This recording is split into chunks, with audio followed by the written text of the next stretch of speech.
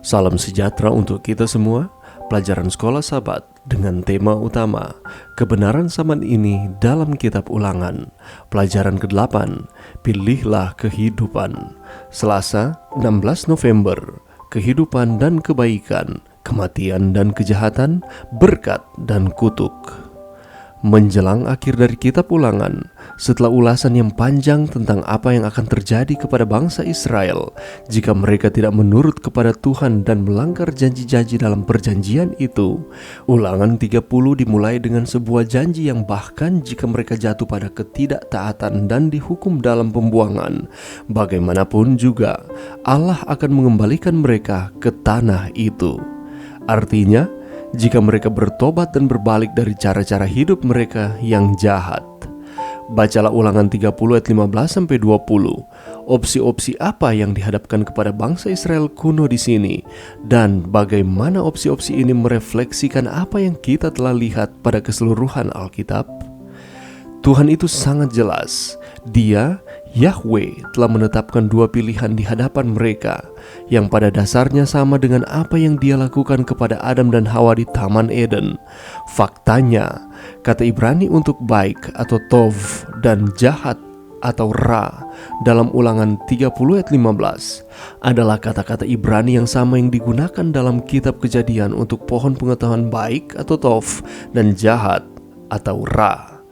Di sini, sama seperti di keseluruhan Alkitab, tidak ada jalan tengah, tidak ada posisi netral. Yang ada adalah apakah melayani Tuhan dan memiliki hidup, atau mereka akan memiliki kematian. Hal ini juga sama dengan kita saat ini. Kehidupan, kebaikan, berkat dibedakan dengan apa? Kematian, kejahatan, dan kutuk. Meskipun pada akhirnya seseorang bisa saja berargumen bahwa Allah benar-benar menawarkan kepada mereka hanya yang baik, hanya kehidupan, dan hanya berkat. Tetapi jika mereka berbalik dari Dia, hal-hal buruk ini akan menjadi konsekuensi yang alami karena mereka tidak lagi memiliki perlindungan khusus darinya. Bagaimanapun kita mengerti hal ini, umat itu dihadapkan dengan pilihan-pilihan ini. Itu sangat jelas. Realitas dari kehendak bebas mereka membawa pilihan-pilihan bebas mereka.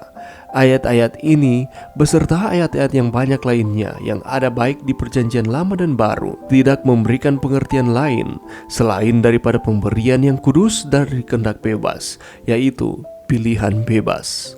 Dalam pengertian yang sebenarnya, Allah berkata kepada mereka, "Untuk itu, dengan kehendak bebas yang aku berikan kepada kamu, pilihlah kehidupan, pilihlah berkat, pilihlah kebaikan, bukan kematian, bukan kejahatan, dan kutuk."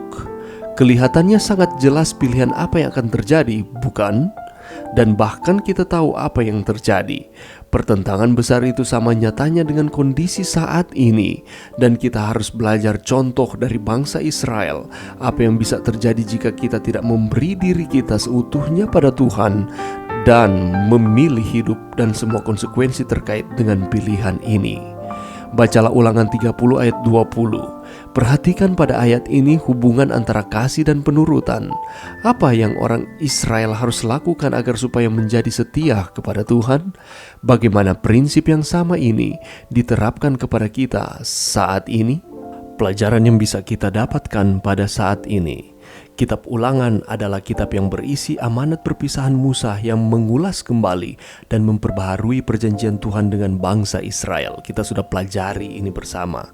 Waktu itu mereka sudah mencapai tahap akhir dari pengembaraannya, atau dengan kata lain sedikit lagi mereka akan masuk ke tanah perjanjian, yakni Kanaan. Itulah sebabnya Musa hendak menegaskan dan meyakinkan orang-orang Israel bahwa mereka adalah umat pilihan Tuhan, supaya mereka tidak lupa dengan status mereka ini. Ia mengingatkan lagi bagaimana Tuhan memimpin dan menyertai mereka melalui padang gurun dengan peristiwa-peristiwa maha dahsyat yang telah dikerjakan oleh Allah itu. Ia menceritakan semuanya ini kembali sebelum ia menyerahkan tongkat estafet kepemimpinan kepada Yosua. Karena kita tahu bersama Musa tidak masuk bersama-sama dengan bangsa Israel ke tanah Kanaan. Karena itu Musa mendorong mereka untuk terus berjuang sampai janji Tuhan tergenapi, yaitu mereka dapat masuk ke tanah Kanaan. Dan Musa mengingatkan mereka bahwa bangsa ini harus tetap sadar bahwa mereka terus diperhadapkan dengan pilihan-pilihan hidup. Dan merekalah yang bertanggung jawab terhadap pilihan yang mereka buat.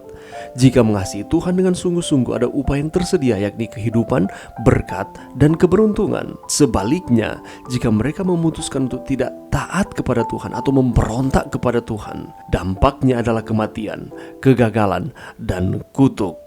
Dan pesan ini masih berlaku bagi kita yang hidup di akhir zaman ini. Kita hidup di masa-masa akhir ini, kita dihadapkan pada ujian dan tantangan yang semakin berat. Karena itu, sama seperti dengan bangsa Israel, Tuhan juga menuntut sebuah ketegasan dalam diri setiap orang percaya untuk membuat pilihan hidup yang benar.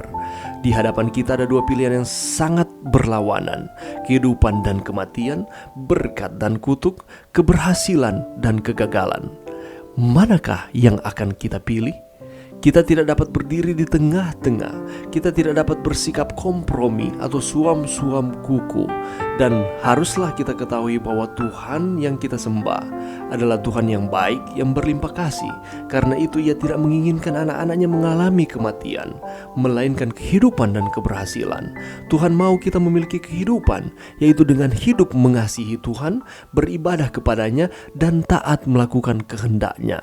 Tetapi ini semua adalah pilihan-pilihan yang harus kita buat dan kita putuskan sendiri. Pilihlah untuk hidup yang benar di hadapan Tuhan.